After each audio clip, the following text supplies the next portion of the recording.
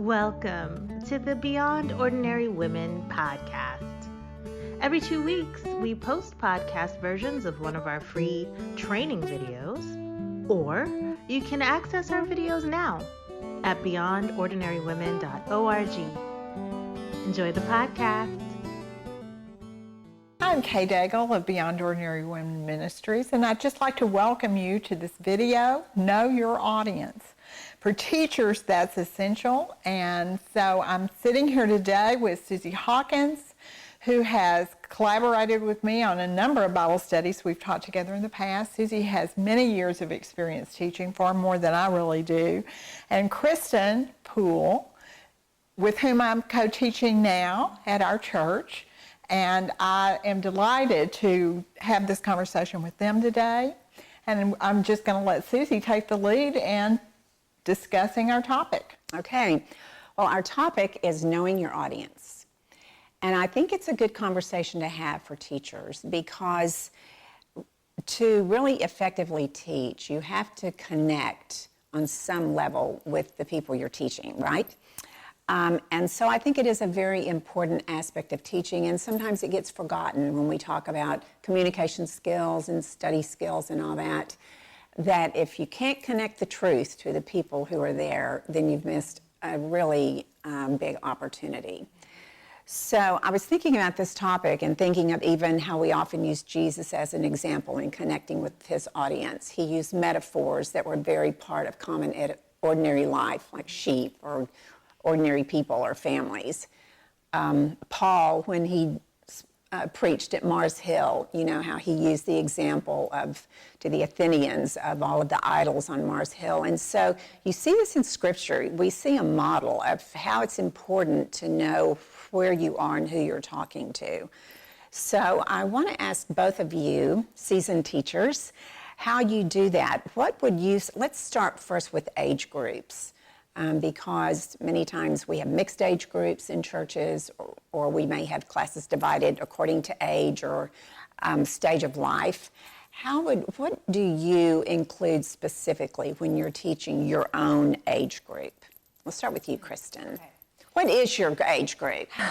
Well, I'm technically in the millennial generation. Okay. I'm on the older end of that. Don't worry, I'm not going to ask you what your age group is. Don't worry. Thank you. Thank you so much. You know, it's interesting. This is an area I need to improve in, because I think my training from being, at Dallas Seminary and a few other places has been so content heavy that sometimes I do forget, okay, we really do need to focus in on audience.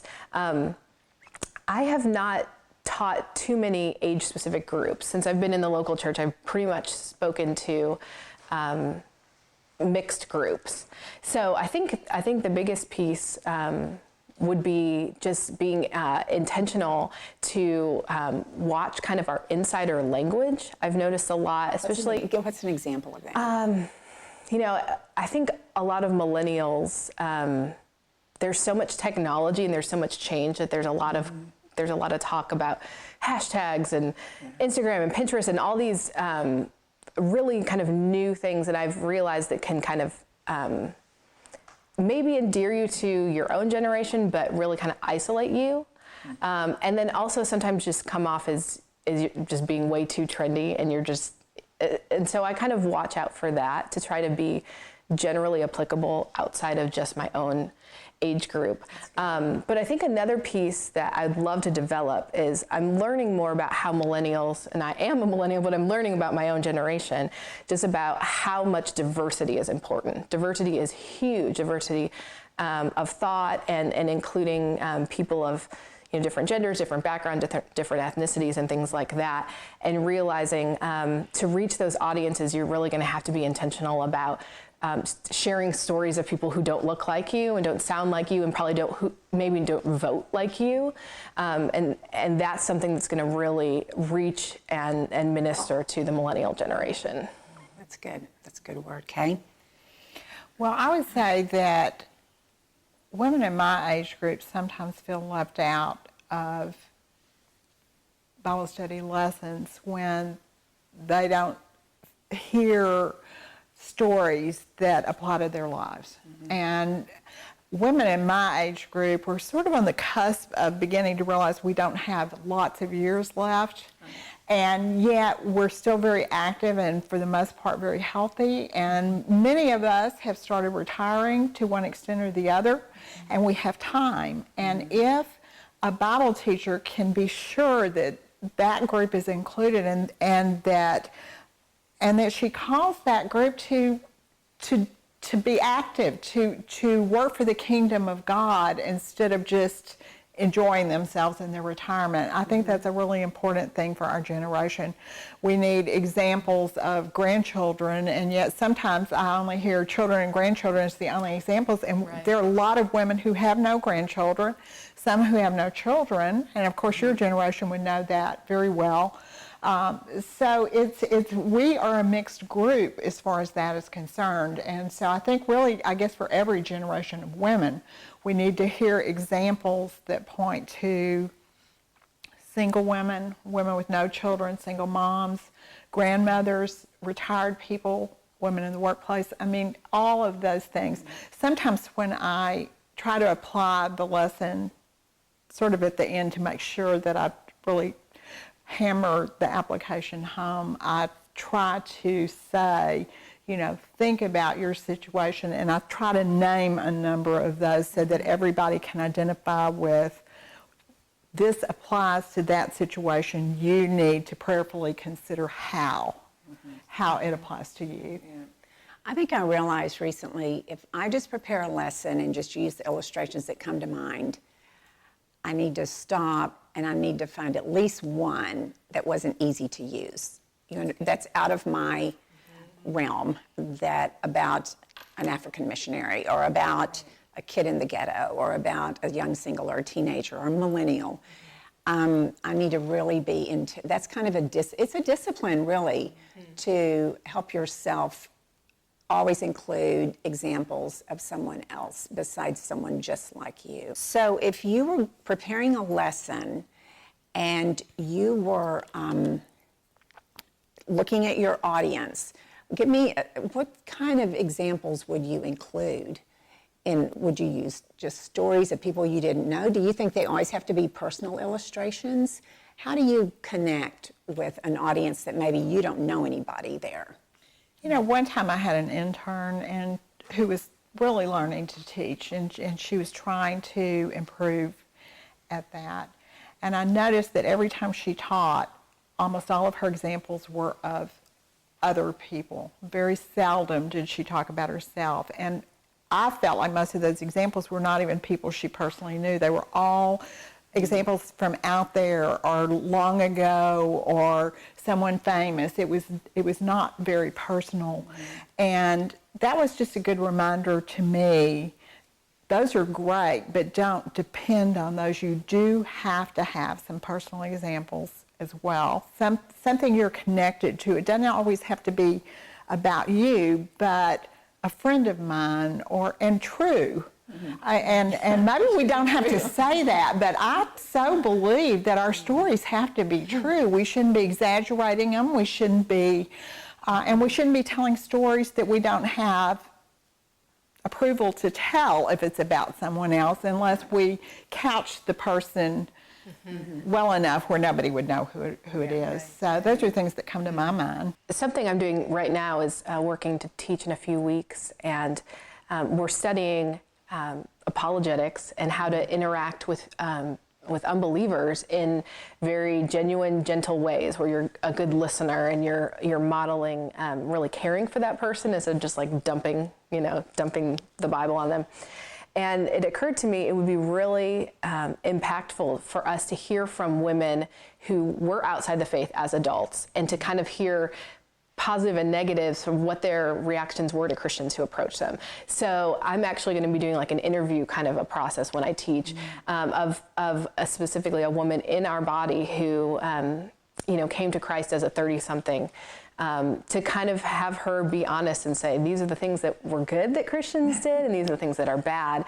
I think those are really important to include, because it's not so vague and out there. It's like, wow, there are people in our body who've actually undergone this type of experience, and we can learn from them. And so I'm wanting to try to cultivate more of that, building up and using examples of people in your body and letting them speak, I think is really powerful. That's great. That's a very good word. Have you ever had an experience where you've taught and you totally misjudged your audience?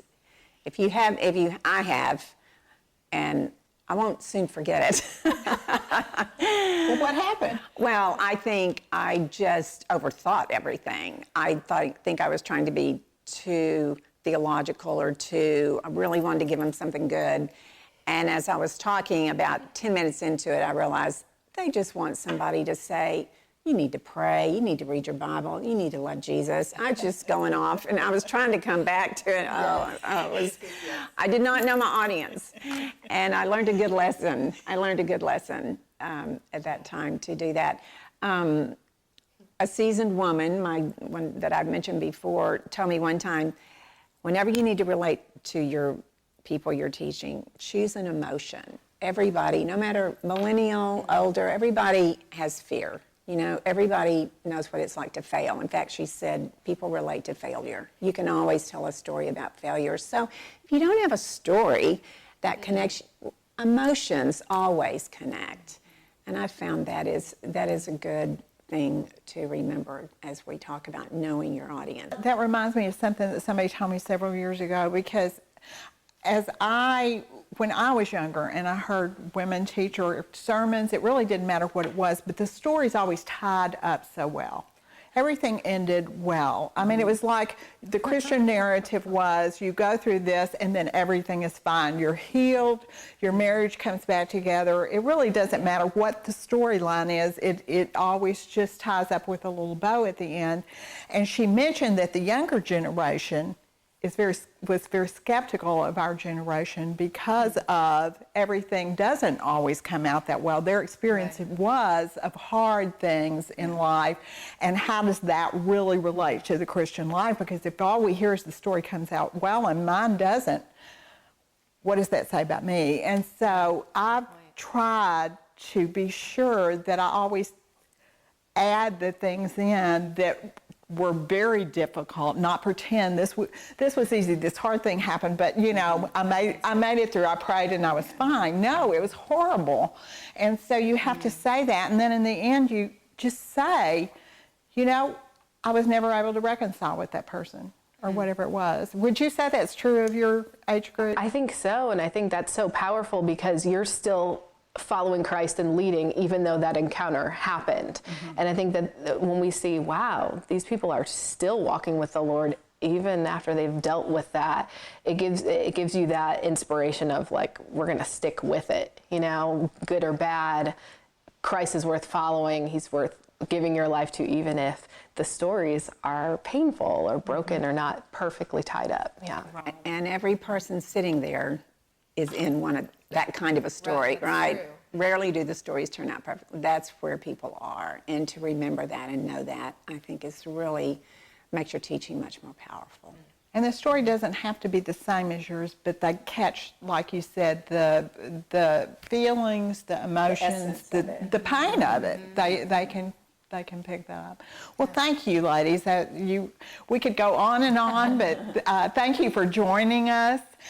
Look at our website, beyondordinarywomen.org, for more videos. We'll continue putting them up to help you as a teacher, and we'll begin putting some up that are very practical for preparation as well. You can read about Susie and Kristen on our website, and I really appreciate them joining me for this conversation. Thanks for listening to the Beyond Ordinary Women podcast. You can find more podcasts and information about women in leadership by going to beyondordinarywomen.org. This podcast was produced by Beyond Ordinary Women Ministries. Our production team includes Evelyn Babcock, Kay Daigle, Kay Halligan, Deborah Herring, Sharifa Stevens, and John Sparks. Theme music, Back in Stride by Don Miller, used by courtesy of Christine Miller.